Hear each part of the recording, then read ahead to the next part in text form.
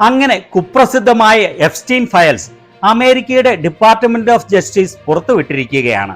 India ഉൾപ്പെടെയുള്ള ലോകത്തെ പല രാജ്യങ്ങളുടെയും ഉറക്കം കെടുത്തുന്നത് മാത്രമല്ല, ഭരണത്തെ തന്നെ തുലാസിലാക്കുന്ന വിവരങ്ങളാണ് എപ്സ്റ്റീൻ ഫയൽസിൽ ഉള്ളത് എന്നാണ് പൊതുവെയുള്ള ധാരണ. ലക്ഷക്കണക്കിന് വരുന്ന ഈ ഫയലുകളുടെ ആദ്യഘട്ടം 10,000 ഫയലുകൾ മിനിഞ്ഞാന്ന് പുറത്തു വന്നു. ഈ ഫയലുകളിൽ മോദിയുടെ പേരുണ്ടോ?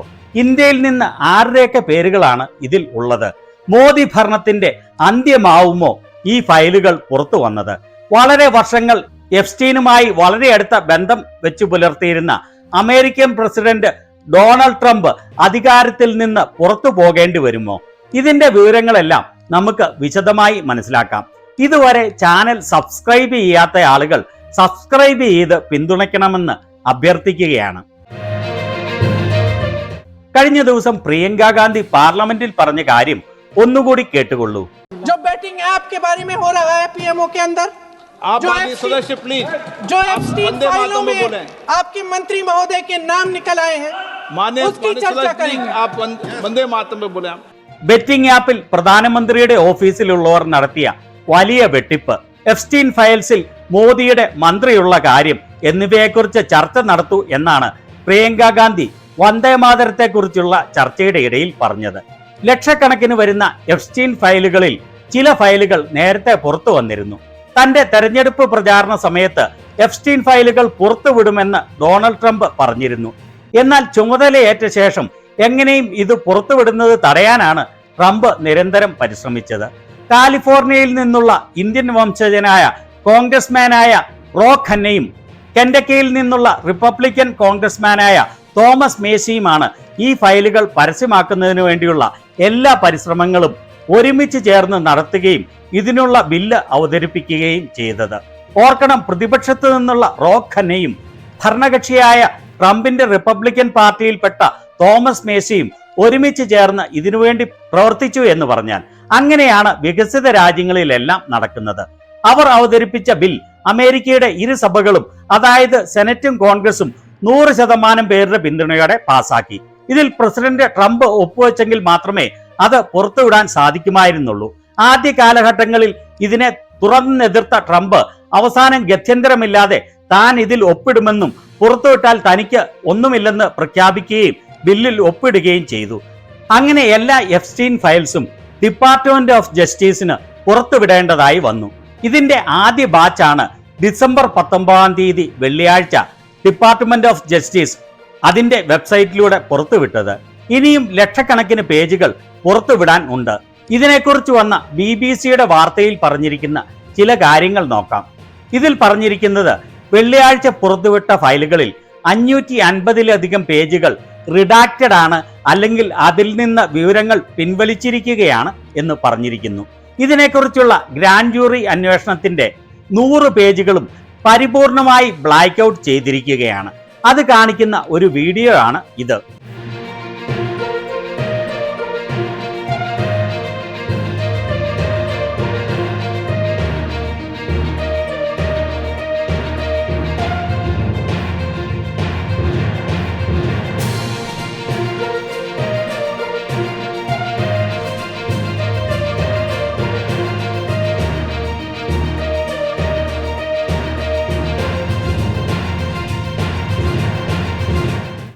ഈ പുറത്തുവിട്ട ഫയലുകളിൽ ഉള്ള ചിത്രങ്ങളിൽ പ്രമുഖരായ ചില ആളുകളെ നമുക്ക് കാണാം. മൈക്രോസോഫ്റ്റിന്റെ തലവൻ ബിൽ ഗേറ്റ്സ് പ്രായപൂർത്തിയാകാത്ത പെൺകുട്ടികളുടെ കൂടെ നിൽക്കുന്ന വളരെയേറെ ചിത്രങ്ങൾ ഇതിലുണ്ട്. പ്രായപൂർത്തിയാകാത്ത പെൺകുട്ടികളുടെ മുഖങ്ങളെല്ലാം ഇതിൽ മറച്ചിരിക്കുകയാണ്. ഇതിലും ബിൽ ഗേറ്റ്സ് വേറെ ഒരു പെൺകുട്ടിയുടെ കൂടെ നിൽക്കുന്ന ചിത്രം കാണാം. എല്ലാവർക്കും അറിയാവുന്ന പരസ്യമായ രഹസ്യമാണ് ബിൽ ഗേറ്റ്സ് ഒരു വുമണൈസർ ആണ് എന്നുള്ളത്. ഇവിടെ മറ്റൊരു പേജിൽ കാണിച്ചിരിക്കുന്നത് കണ്ടോ? ഒരു പെൺകുട്ടിക്ക് $1000 ആണ് അവൾ ചോദിക്കുന്നത്. ഞാൻ പെൺകുട്ടികളെ അയക്കാം, എന്നിട്ട് അവരുടെ പേരും വയസ്സും ഉയരവും ഉൾപ്പെടെയുള്ള മറ്റ് എല്ലാ വിവരങ്ങളും കാണിച്ചിരിക്കുന്നു. ഇവിടെ ഒരു പെൺകുട്ടിയുടെ കാലിൽ എഴുതിയിരിക്കുന്ന കാര്യം കണ്ടോ? ഇവിടെ ലോ എന്നതുകൊണ്ട് ഉദ്ദേശിക്കുന്നത് ലോല എന്ന വാക്കാണ്. കഷ്ടിച്ചു പ്രായപൂർത്തിയായ പെൺകുട്ടി എന്ന് അർത്ഥം വരുന്ന ഒരു സെക്ഷൽ വാക്കാണ് ലോല എന്ന് പറയുന്നത്. അതേപോലെയുള്ള മറ്റ് ചില ചിത്രങ്ങളാണ് ഇത്. അതിൽ എഴുതിയിരിക്കുന്നത് ഞാൻ വായിക്കുന്നില്ല. നിങ്ങൾ തന്നെ കണ്ടുകൊള്ളൂ. മുൻ അമേരിക്കൻ പ്രസിഡന്റ് ബിൽ ക്ലിന്റന്റെ കൺസേണിംഗ് ആയ വളരെയേറെ ചിത്രങ്ങൾ ഇതിൽ ഉൾപ്പെട്ടിട്ടുണ്ട്. അങ്ങനെയുള്ള ഏതാനും ചിത്രങ്ങളാണ് ഇത്. ഇവിടെ അർദ്ധനഗ്നരായ പെൺകുട്ടികളോടൊപ്പം ഒരു പൂളിൽ അയാൾ നീന്തി തുടിക്കുന്ന ചിത്രമാണ് ഇത്. അവിടെ ഒരു പെൺകുട്ടിയുടെ മുഖം മറച്ചിരിക്കുന്നത് ആ കുട്ടിക്ക് പ്രായമാകാത്തതിനാലാണ്. ഇവിടെ ഒരു ഹോട്ട് ടബിൽ കിടക്കുന്ന ചിത്രത്തിൽ കൂടെയുള്ള പെൺകുട്ടിയുടെ ദൃശ്യങ്ങൾ മറച്ചിരിക്കുന്നു. ഇവിടെ ഒരു പ്രായപൂർത്തിയാകാത്ത പെൺകുട്ടിയെ കെട്ടിപ്പിടിച്ചുകൊണ്ട് ഇരിക്കുന്ന ചിത്രമാണ് ഇത്. ഇവിടെ എഫ്സ്റ്റീൻ ബംഗ്ലാവിൽ മൈക്കിൾ ജാക്സണും ബിൽ ക്ലിന്റനും പ്രായപൂർത്തിയാകാത്ത പെൺകുട്ടിയോടൊപ്പം നിൽക്കുന്ന ചിത്രമാണ് ഇത്. ഇവിടെ പ്രായപൂർത്തിയാകാത്ത മറ്റൊരു പെൺകുട്ടിയോടൊപ്പം ബിൽ ക്ലിന്റൺ കെട്ടിപ്പിടിച്ചു നിൽക്കുന്ന ചിത്രം. ഇത് മൈക്കിൾ ജാക്സൺ എഫ്സ്റ്റീനോടൊപ്പം നിൽക്കുന്ന ചിത്രം. എഫ്സ്റ്റീനും അയാൾ അടിമകളാക്കി വെച്ചിരിക്കുന്ന നൂറുകണക്കിനുള്ള പെൺകുട്ടികളുമായുള്ള ട്രംപിന്റെ വളരെയേറെ ചിത്രങ്ങൾ നേരത്തെ തന്നെ പുറത്തു വന്നിരുന്നതാണ്.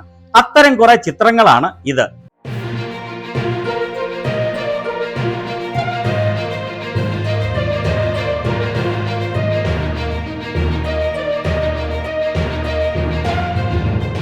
അതുപോലെ ട്രംപിന്റെ ഇത്തരത്തിലുള്ള ഒരു വീഡിയോ ഇതിനു മുൻപ് പുറത്തു വന്നതാണ് ഇത്.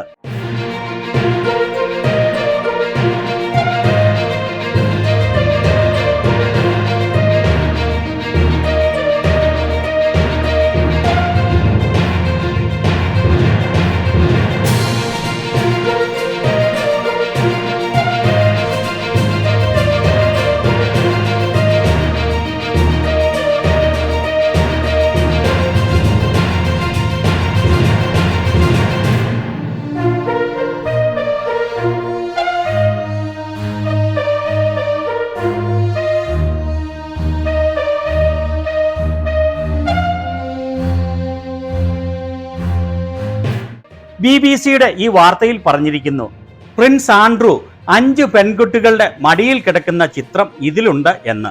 ആ ചിത്രവും ഇവിടെ കാണിച്ചിരിക്കുന്നു. ആ ചിത്രത്തിലുള്ള 6 പെൺകുട്ടികൾ പ്രായപൂർത്തിയാവാത്തവരായതിനാലാണ് അവരുടെ മുഖം പരിപൂർണമായി മറച്ചിരിക്കുന്നത്.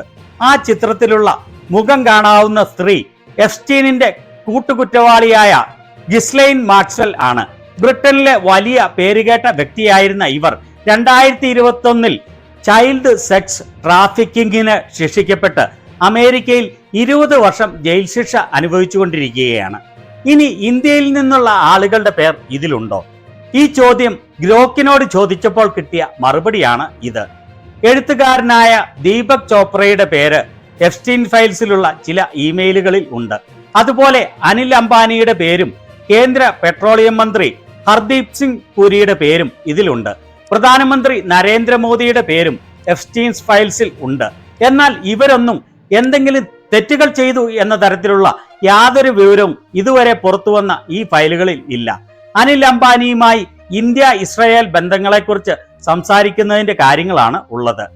കലണ്ടറുകളിലെ ചില എൻട്രീസിലാണ് കേന്ദ്ര പെട്രോളിയം മന്ത്രി ഹർദീപ് സിംഗ് പുരിയുടെ പേരുള്ളത്. മോദിയുടെ പേരുള്ളത് ഏതോ മീറ്റിംഗ് അറേഞ്ച് ചെയ്യുന്ന കാര്യത്തെക്കുറിച്ച് പറയുന്നതിൽ ആണ്. ഇവിടെ അങ്ങനെയുള്ള ഒരു ഇമെയിലിൽ കേന്ദ്ര പെട്രോളിയം മന്ത്രിയുടെ പേര് സർക്കിൾ ചെയ്തിരിക്കുന്നത് കണ്ടോ? ആ ഇമെയിലിൽ എഫ്സ്റ്റീൻ എഴുതിയിരിക്കുന്നത്, പെണ്ണുങ്ങളെ കെയർഫുൾ, ഞാനൊരു പഴയ ഹാബിറ്റ് പുതുക്കാം. എന്നിട്ട് കുറേയേറെ ആളുകളുടെ പേര് എഴുതിയിരിക്കുന്നതിലാണ് കേന്ദ്ര പെട്രോളിയം മന്ത്രിയുടെ പേര് ഉള്ളത്. അതിനുശേഷം എഴുതിയിരിക്കുന്നത്, ഈ പറഞ്ഞിരിക്കുന്ന ആളുകളിൽ ആരുടെ വേണമെങ്കിലും അതിഥി ആകണമെങ്കിൽ നിങ്ങൾ അയക്കോ. എന്നാൽ ഏതെങ്കിലും പെൺകുട്ടികൾ ഇയാളുടെ അതിഥി ആയിട്ടുണ്ടോ എന്നുള്ളത് ഇതിൽ വ്യക്തമല്ല.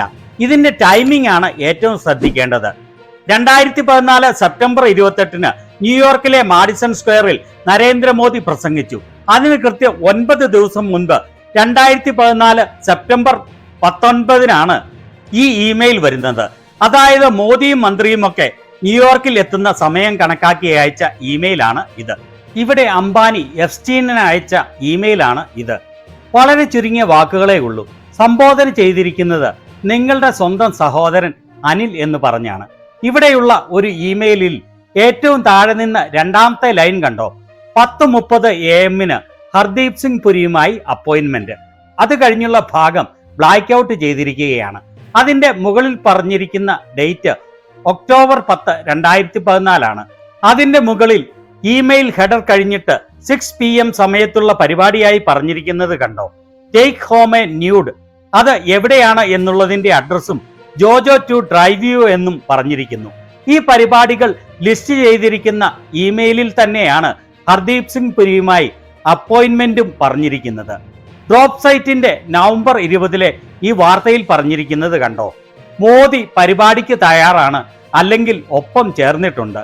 ട്രംപിന്റെ അടുത്ത ആളായ സ്റ്റീവ് ബാനനോട് മോദിയുമായി കൂടിക്കാഴ്ച നടത്തണമെന്ന് എപ്സ്റ്റീൻ നിർബന്ധിച്ചു എന്ന്. ആ വാർത്തയിൽ ഹെഡിങ്ങിന് താഴെ പറഞ്ഞിരിക്കുന്നത് എപ്സ്റ്റീൻ ഇമെയിലുകളും ടെക്സ്റ്റ് മെസ്സേജുകളും കാണിക്കുന്നത് ഇന്ത്യയുടെ ജിയോ പൊളിറ്റിക്സിൽ സ്വാധീനമുണ്ടാക്കാൻ മോദിയുടെ പാർട്ടിയിലെ ഒരു സീനിയർ നേതാവുമായി സംഭാഷണങ്ങൾ നടത്താൻ എപ്സ്റ്റീൻ ശ്രമിച്ചു എന്ന്. ഇത് അയാൾ ആത്മഹത്യ ചെയ്യുന്നതിന് ഏതാനും ദിവസം മുൻപ് നടത്തിയ കാര്യങ്ങളാണ്. മോദിയുമായി കൂടിക്കാഴ്ച നടത്തണമെന്ന് സ്റ്റീവ് ബാനനോട് പറഞ്ഞു എന്ന് കാണിക്കുന്നതാണ് ഇത്. 2019 അയാൾ ആത്മഹത്യ ചെയ്യുന്നതിന് ഏതാനും ആഴ്ചകൾ മുൻപ്. എന്നാൽ ഇതൊന്നും വ്യക്തമായി എന്തെങ്കിലും കുറ്റകൃത്യം ചെയ്തു എന്ന് തെളിയിക്കുന്നില്ല. ഇനിയും വളരെയേറെ ഫയലുകൾ പുറത്തു വരാൻ ഉണ്ട്. അതുപോലെ ഇപ്പോൾ പുറത്തുവന്ന 10,000-കണക്കിന് പേജുകൾ പരിശോധിക്കണമെങ്കിൽ വളരെയേറെ സമയം വേണ്ടിവരും. ചില സോഫ്റ്റ്വെയറും AI-യും ഉപയോഗിച്ച് ആളുകൾ ഇതിനെ അനലൈസ് ചെയ്ത് കൂടുതൽ വിവരങ്ങൾ പുറത്തുവിടും. അങ്ങനെ പുറത്തുവിടുന്ന വിവരങ്ങളിൽ പ്രധാനപ്പെട്ട എന്തെങ്കിലും ഉണ്ടെങ്കിൽ അപ്പോൾ കൃത്യമായി റിപ്പോർട്ട് ചെയ്യുന്നതാണ്. എന്തെങ്കിലും ഞെട്ടിപ്പിക്കുന്ന വിവരങ്ങൾ ഉണ്ടെങ്കിൽ തന്നെ നോൺ ബയോളജിക്കൽ മോദിയുടെ ഇന്ത്യയിൽ ഒരു ചുക്കും സംഭവിക്കുകയില്ല എന്നുള്ളതാണ് യാഥാർത്ഥ്യം. അമേരിക്കൻ പ്രസിഡന്റ് ട്രംപിന്റെ ഭാവി അപകടത്തിലാക്കുന്ന രീതിയിലുള്ള വിവരങ്ങൾ ഇതുവരെ പുറത്തു വന്നിട്ടില്ല. വളരെയേറെ ആളുകൾ പറയുന്നത് ട്രംപിന്റെ ഡാമേജിംഗ് ആയിട്ടുള്ള വിവരങ്ങൾ ഇതിൽ നിന്ന് ഓൾറെഡി അവർ മാറ്റിയിട്ടുണ്ട്, അതിനാലാണ് ട്രംപ് ഇതിൽ ഒപ്പുവയ്ക്കാൻ റെഡിയായത് എന്നാണ്. അത് ശരിയാകാൻ വളരെയധികം സാധ്യതയുണ്ട്. എന്നാൽ 100% ശരിയാണോ എന്ന് ഉറപ്പില്ല. എന്നാൽ പുറത്തുവിടുന്ന ഫയലുകളിൽ ട്രംപിനെ സംബന്ധിച്ച എന്തെങ്കിലും ഡാമേജിംഗ് ആയ കാര്യങ്ങൾ ഉണ്ടെങ്കിൽ അത് ട്രംപിന് വലിയ പ്രതിസന്ധിയാവും. ഇപ്പോൾ തന്നെ അമേരിക്കയിലെ ആളുകൾ ട്രംപിന് വളരെയേറെ എതിരായിരിക്കുകയാണ്. ഈ കഴിഞ്ഞ നവംബറിൽ നടന്ന ചില തെരഞ്ഞെടുപ്പുകൾ അത് വ്യക്തമായി കാണിച്ചു. ഈ ഫെബ്രുവരിയിൽ നടക്കുന്ന തെരഞ്ഞെടുപ്പിലും ട്രംപിന്റെ പാർട്ടിക്കാർക്ക് കാര്യങ്ങൾ ഒട്ടും പന്തിയല്ല. ഏതാണ്ട് 55 മുതൽ 60% പേർ ട്രംപ് ശരിയായി ജോലി ചെയ്യുന്നില്ല എന്നാണ് സർവേകൾ കാണിക്കുന്നത്. 40-നും 43-നും ഇടയ്ക്ക് ശതമാനം പേർ മാത്രമാണ് ട്രംപ് ശരിയായി ജോലി ചെയ്യുന്നുണ്ട് എന്ന് ഈ സർവേകളിൽ പറയുന്നത്. ഇപ്പോൾ ഒരു തെരഞ്ഞെടുപ്പ് നടക്കുകയാണെങ്കിൽ റിപ്പബ്ലിക്കൻ പാർട്ടിയേക്കാൾ ഡെമോക്രാറ്റിക് പാർട്ടിക്ക് 4%-ലധികം മുൻതൂക്കമുണ്ടെന്നാണ് ജനറിക് ബാലറ്റ് പോളിംഗും കാണിക്കുന്നത്. ചുരുക്കി പറഞ്ഞാൽ നിലവിൽ എപ്സ്റ്റീൻ ഫയൽസിലൂടെ പുറത്തുവന്ന വിവരങ്ങൾ മോദിക്കോ അമേരിക്കൻ പ്രസിഡന്റ് ട്രംപിനോ തൽക്കാലം ഭീഷണിയാകുന്നില്ല. എല്ലാ ഫയൽസും പുറത്തുവന്ന് അനലൈസ് ചെയ്ത് കഴിയുമ്പോൾ കാര്യങ്ങൾ കൂടുതൽ വ്യക്തമാകും. ഇതിനെക്കുറിച്ച് നിങ്ങളുടെ അഭിപ്രായങ്ങൾ എന്താണ്?